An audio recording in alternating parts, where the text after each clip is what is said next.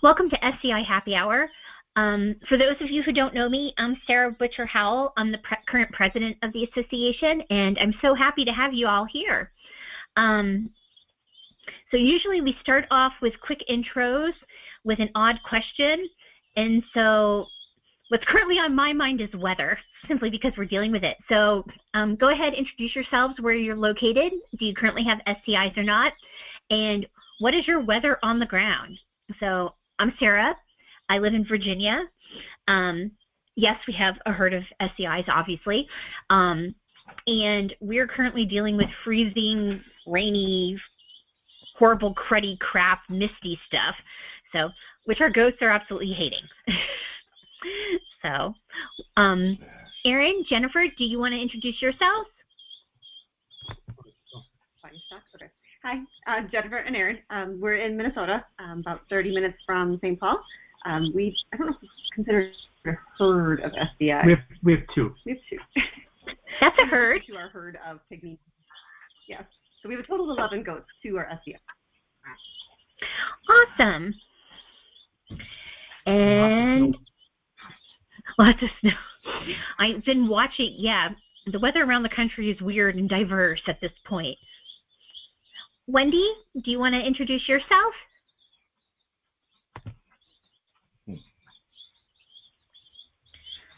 I don't know if she can hear me.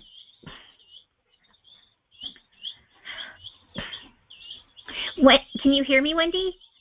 Oh, maybe not.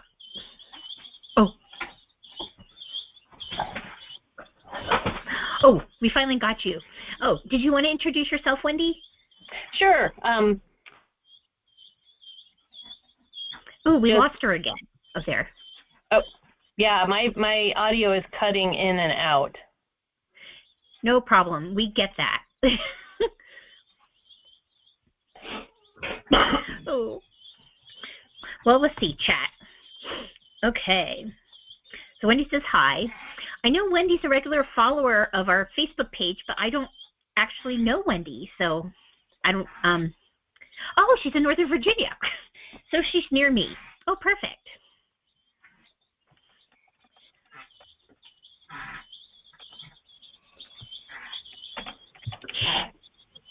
Let's see.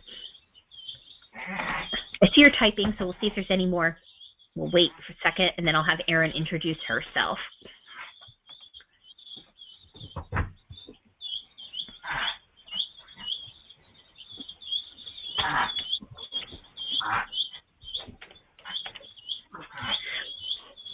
Oh, not a member yet. Oh, she has Nigerian dwarfs and is interested in SCIs and Arapawas. Awesome. Well, welcome. We're so glad to have you here. And I'm assuming from the login that you're a vet. Oh, even better. Yay. Erin, do you want to introduce yourself? Can you hear me okay?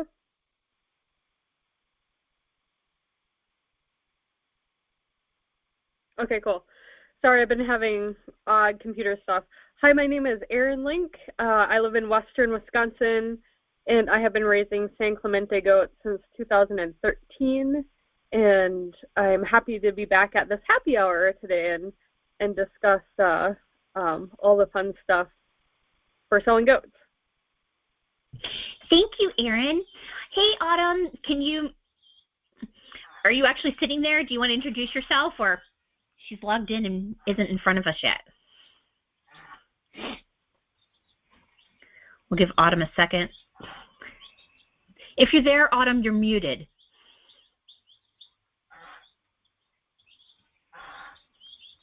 Okay. I'm guessing Autumn logged in. I know this is when she gets home from work, so she's rushing around, probably logged in and walked away from the computer. But, well, as I said earlier, welcome to everybody. If you haven't been to an SCI happy hour, we are very laid back. Feel free to type something in the chat, interrupt. You know, we like collaboration. We like brainstorming. We love questions. We find, at least a lot of us work best when we build upon each other's ideas.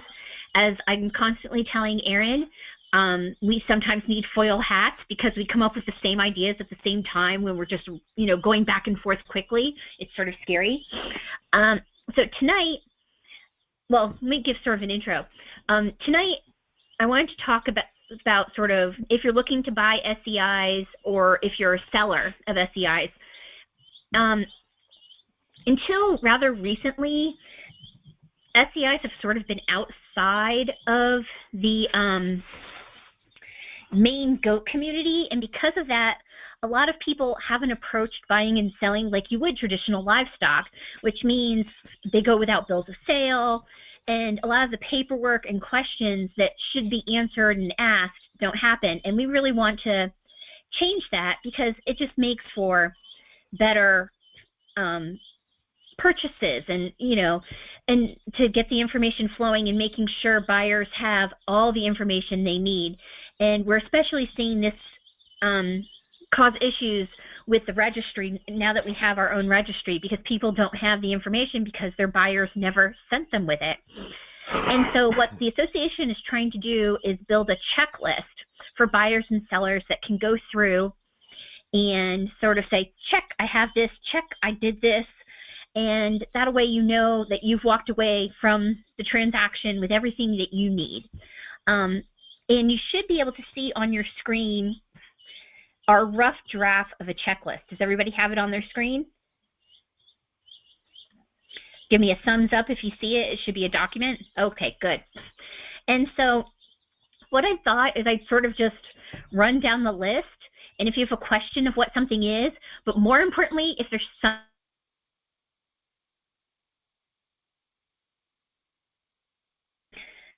I know it's really easy, especially for some of us that have been something you think that needs to be added, let us know. Doing this a long time to forget about something or to remember what it's like to be in the shoes of buying your first few goats or, being new to the community. So we appreciate input. And so basically the first set of the checklist is what as a buyer you should obtain, or as a potential buyer you should obtain, and when you're going to sell, what you should provide. And first is vital statistics, the full name including the herd name, sex, date of birth, the vital stats of the dam and the sire. I'm so sorry, those chicks really are loud, which I'm happy, it means they're healthy. Yay! You should ask for copies of registration certificates and pedigrees. You want to know who these goats are, and especially if you're looking for a particular line, if you're looking for particular traits. You should be able to provide vet records such as height. Oh, I put height twice. I should probably add weight there. Height and weight. Do you vaccinate? What vaccinations? What medications? Your deworming schedule? What dewormers you're using? Is your herd tested for CAE, CL, Yonis, and just basic health information. And then, especially in an ad, I think current clear photos. I always think if you're not familiar with photographing goats, though it's not common in San Clemente's, I think look at show goat photos so you can get good photos of like their head and their side. Their rear end, especially an udder from a dam, is always good if somebody's interested in milking. Yes, our udders do not look like, traditional dairy goats, but still, it can give an idea. General information on herd management. What does somebody's fencing and housing look like? Is it going to be compatible to your setup? Their overall feeding regimen. We had, if you guys were following Facebook this fall, we brought in goats, Davis Farmland, which is an agritourism. They sell off all of their kids every year. And i.e. confinement, feedlot. Well, there's nothing wrong with that, but we had people interested in them, and they were like, ooh, I'm a pasture operation. I don't know if that goat's going to transition well. And, so it's important to know those things. And then overall herd temperament. Great example. We had a brand new breeder pick up a herd of SCIs this week for free, and he didn't know that the breeder believed in literal feral raising of goats. And so it took like 4 people to manhandle each goat onto trailers. And they're not just shy, they're literally afraid of people. And I can speak firsthand because a few years ago, we purchased one of their bucks, and it was one of the scariest and funniest things I've ever seen in my life. Here we have this buck. We finally wrangled him. The owner is riding him like a horse, and my husband and her husband and myself are trying to get him down this hill out of his pasture. I mean, it shouldn't take 4 people to wrangle an SCI goat. We're not talking about a miniature pony or, we're not even talking about a large size 200-pound goat. He was maybe 85 to 100 pounds at the time. So don't be afraid to ask and be blunt. Like, am I going to be able to, I mean, if you want feral goats, that's great. That's your choice. But, don't be afraid to say, like, I need to have a tame goat. I don't want, I don't want somebody who's going to be jumping my fences. I don't want somebody who's going to automatically run once he gets to know us. Let's see, what else? Bonus for information on the dam and the sire. I cannot tell you how many people have sold SCIs in the past with no information on the dam and the sire. And then, of course, payment. What payment requirements? Like, do you want a down deposit? Do you accept PayPal, cash, check, anything like that? And of course, if you're crossing a state line, inquire about the certified veterinary inspection, how much that's going to cost in addition to the price. Some of them are reasonable. I know our vet does them for $30. Somebody else was, I can't remember who, it was somewhere on the West Coast, of course, where prices are higher. It was going to be like over $100. So, that adds to the cost. Yeah, per goat, as my husband adds here. So I guess thoughts, any questions on those? Or, Charles, sorry, I'm going to take a side note. I think Charles, Charles doesn't have audio. He usually he doesn't speak. He only can text. I think, Charles, are you Northern Alabama or Mississippi? I can't remember off the top of my head. And he has Nigerian, Northeast Mississippi. He has Nigerian dwarfs I believe, and is thinking about getting SCIs and has been lurking on the background. We're going to convert him into an SCI owner one of these days. I'm confident of that. So thanks for coming, Charles. What was I going to say? Oh, so thoughts on information, or am I missing something or something you have questions about? Go ahead, Erin. There's this might have missed. Oh, your audio's low. Can you hear me now? I can, yeah. Okay. But it is something having contract is important in all of this stuff too, especially if you're going to be doing like a deposit on an animal as well. Having those contracts put in place is really important to have, this just to cover everybody's bases. That is a really good thing to add as I write down and type my notes so I don't forget that. I love that. Because there's definitely expectations. Yes, duh, I can't believe it. We had a breeder last year who sold goats, and then like 4 weeks later, the buyer came back and wanted her to refund money because one of the goats had died. And she's like, well, did you take it to a vet? Well, I don't know what happened. It just died. And it was 4 weeks later. I mean, I understand, like, I'd like to think we've weeded out crappy sellers, but the reality is that, we can't police a community. Any livestock, you can get a crappy seller. But, 4 weeks, I can understand, like, 48 hours, there's an issue, something happens, or even sometimes, goats can be susceptible to shipping fever. So that's definitely something to look at. But yeah, a contract is a great idea. What is your refund policy? Is there a refund policy? I a lot of times include in stuff that a necropsy is required. We used to, or we still do, raise American guinea hogs, and it was discovered that American guinea hogs had this deleterious gene where some, not all of them obviously, at 8, they were born with a hole in their heart. And by 8 months, almost on the nose, they got to a size where the hole became an issue and they would just drop dead. And I have not heard of that happening within the past decade. The community has worked very hard to identify the breeders that had that gene and to remove them from the population. But knowing that when the gene was still out there, my contract always stipulated that, we would refund money if a necropsy showed, there was some sort of defect or, something beyond the purchaser's control. And we also do that with our dogs. If for some reason there's just something that couldn't be determined ahead of time. Go ahead, Erin.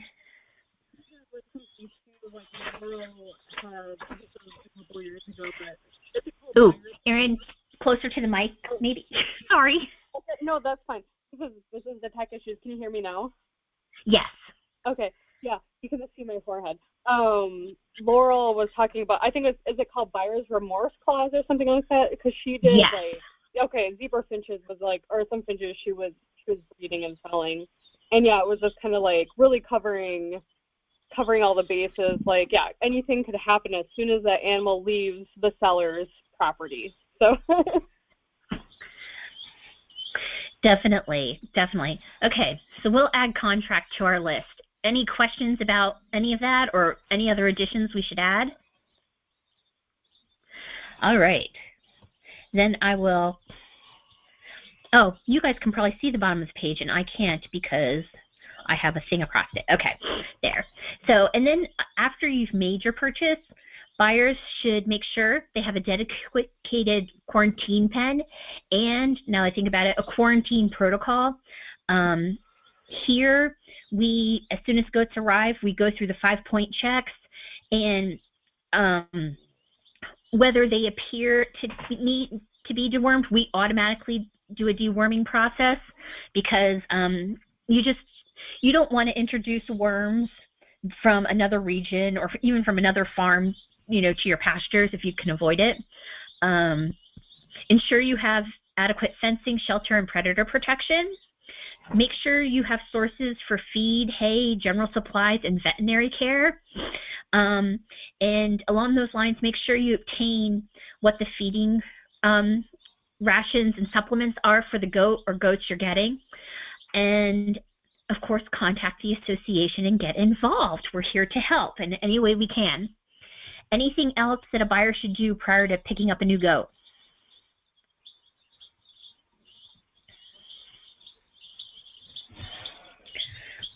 Oh, wait, hold on. I have chat. Let's see if I missed something. Oh, Charles asked, shouldn't you check for worms before treating for worms, especially given not all dewormers work on all worms? In general, and deworming is a hot button topic with me because dewormers are so overused. And in general, that should be everybody's philosophy, that you only treat when you need to. The one exception to that is when you bring in new animals. And so at least and you can talk to your vet or to your extension, goat people. And we've decided in our area that we have a quarantine pen. It's a small pen that, in general, the goats or any livestock are only in it for 45 to 60 days. And we go ahead and just deworm, and we throw all 3 classes at them, plus of dewormers, plus copper bolusing, to make sure that we're starting with a clean slate. And again, any type of potential worms that we don't have on our property aren't introduced. And then once we move everybody out of quarantine, we ag lime the pen to try to then kill off anything that was there before we, introduce animals to it again.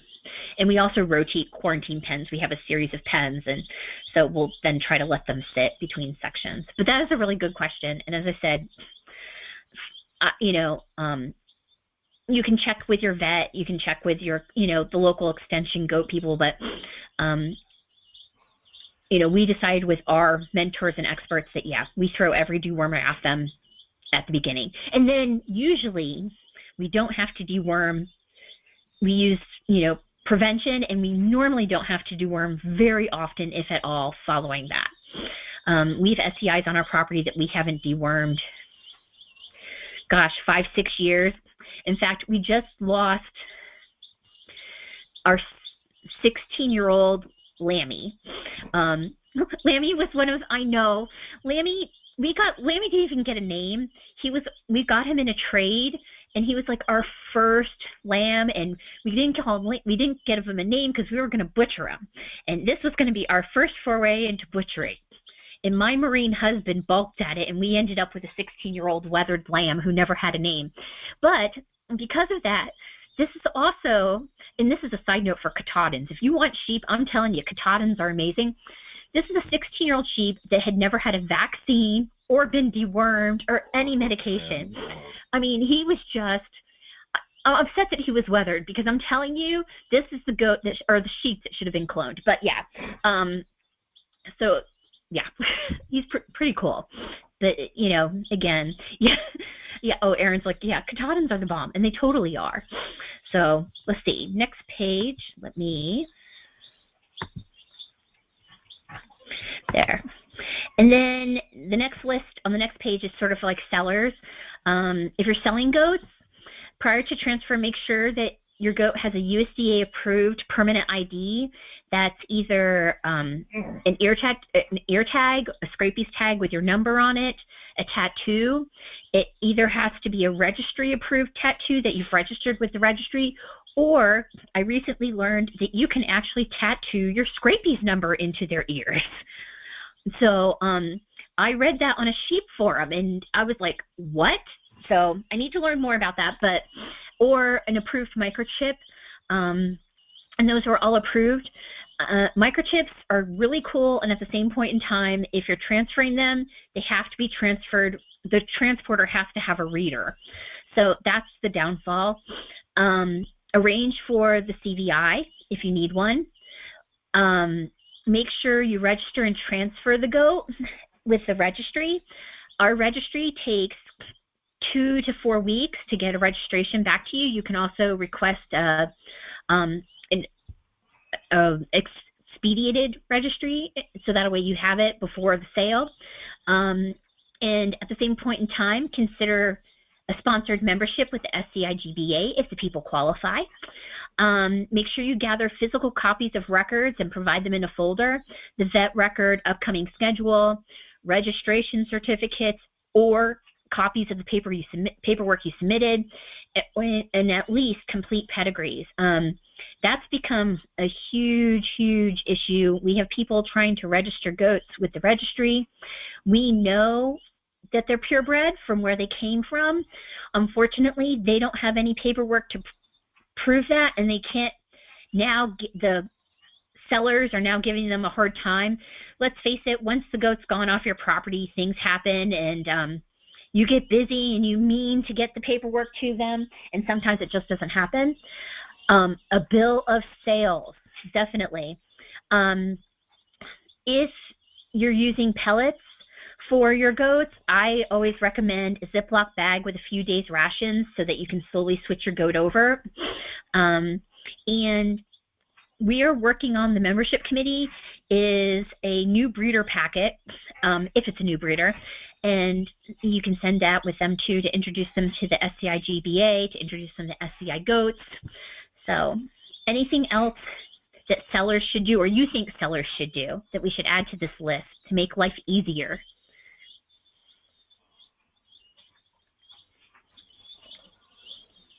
Oh, go ahead, Erin. It's something to, I see how this is presented as really, I think it's just how you present information as well that makes things just easy to read.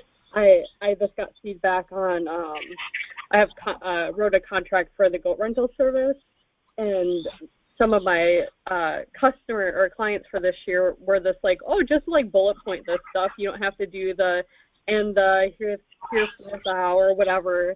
And I thought it was you had to do that in contracts. It would be like technically annoying.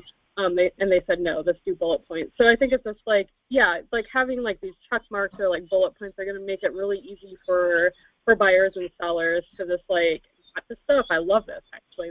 You're presenting this very well. Thank you.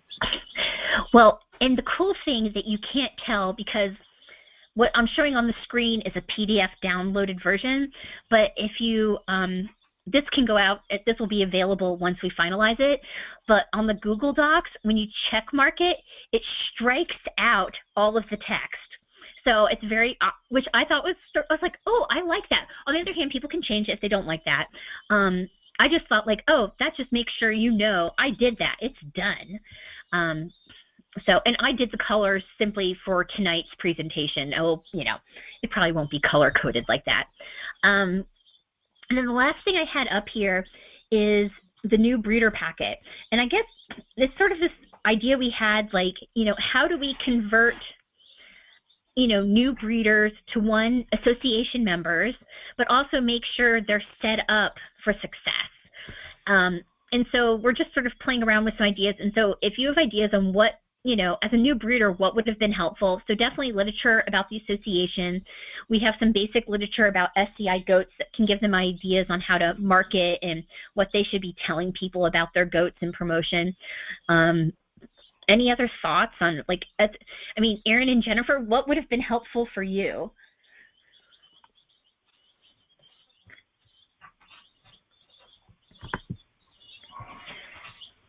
You know, one thing that was very helpful is Erin has been very available when we have questions. And so, I mean, for us, an open line of communication was really nice.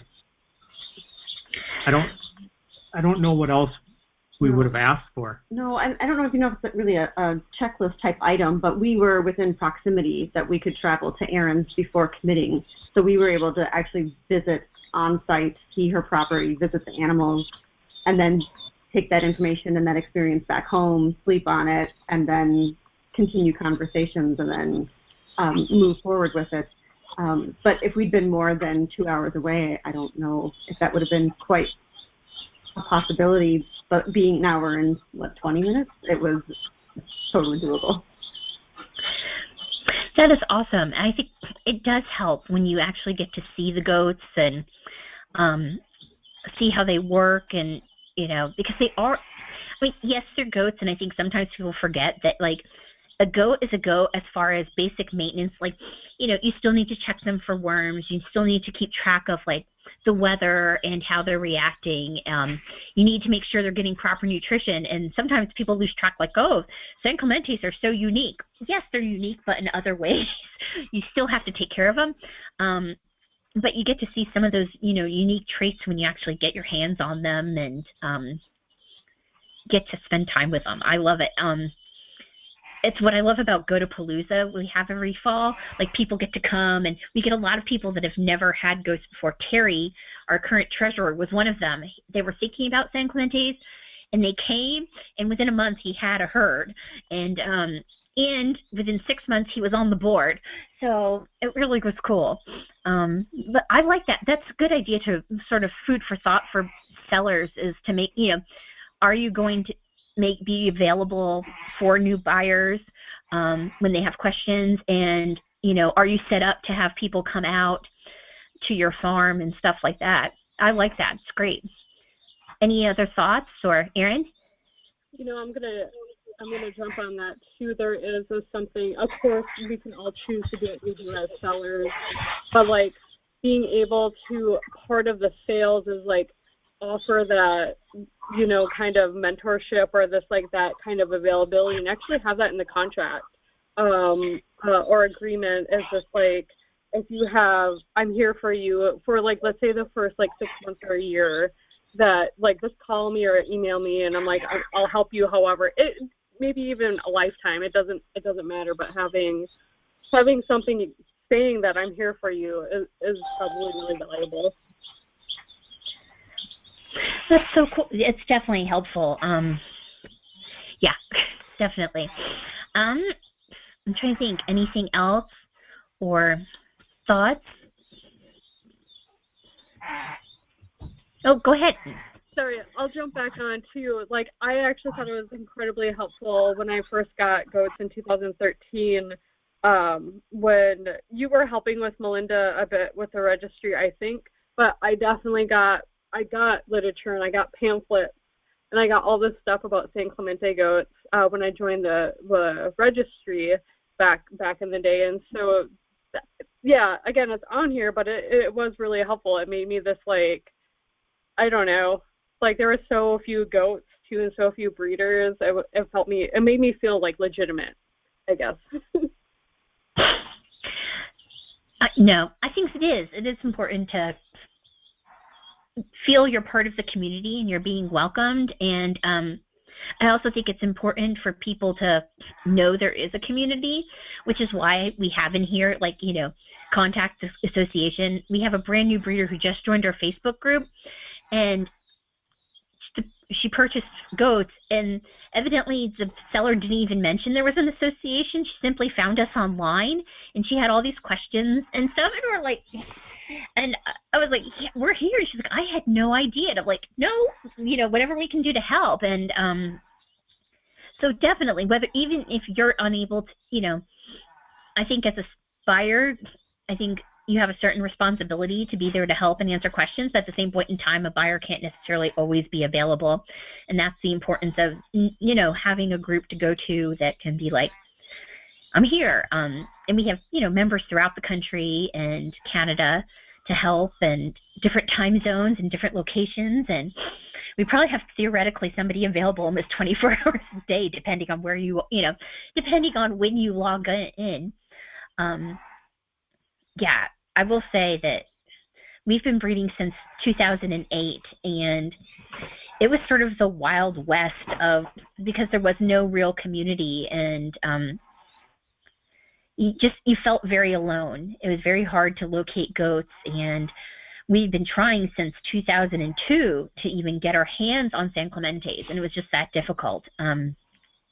So I'm happy that the association is here and here to help, and however, we can. Oh, I didn't even notice that Becky logged in. I'm sorry. Hi, Becky. How are you?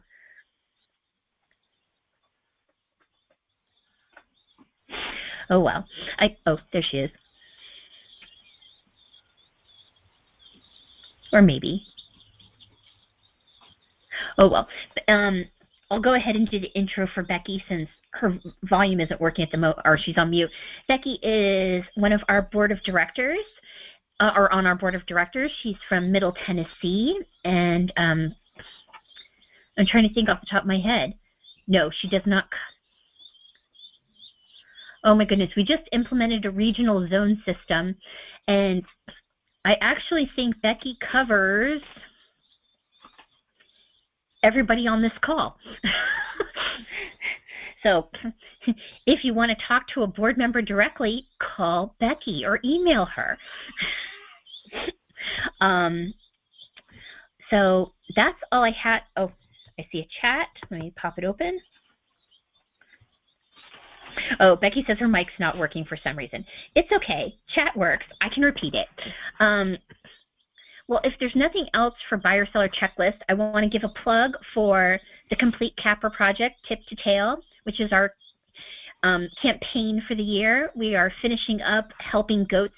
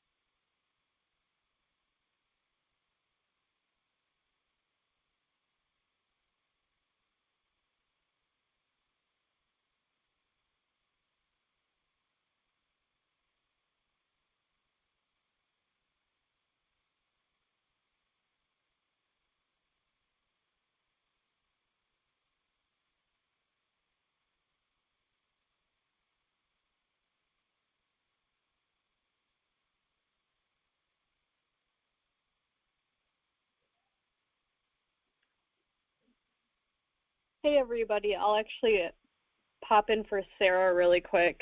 Hopefully you can also hear me as well, but we can wait to see if Sarah pops back in. And I saw just now that Liz had joined us too. So, oh, Sarah's back.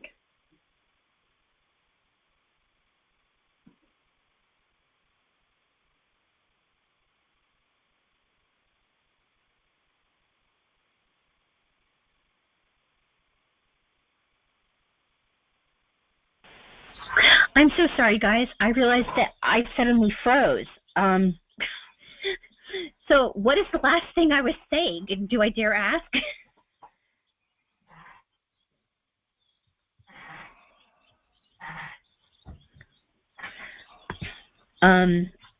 Let's see. Okay, hopefully everybody can hear me. As I was saying, I hope everybody will join us for, oh good, the complete capper. Next month we're talking about goats in art, or SCIs in art. And is Autumn, I think we lost Autumn, but Autumn is an artist and she's going to be featured, one of the artists featured. She's also a breeder. And so we have some really cool breeders doing artwork with SCIs. And it's definitely a different type of use, and hopefully people, can find ways to use them in their own farm.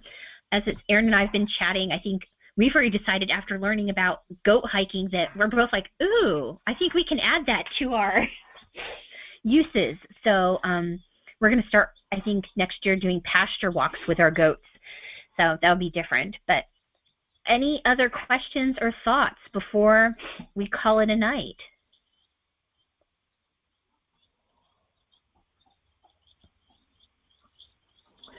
Okay, well, I'm so glad you guys all joined us. And if you have any ideas for next month's happy hour, let me know. I have one more chat. Oh, okay. No, so, and otherwise, we will see you guys online, and we'll see you next month, the 4th Wednesday, 7 p.m. Eastern Time. So thank you so much, and y'all have a great night. Look forward to seeing you and chatting with you, and we're here anytime you need us. Bye.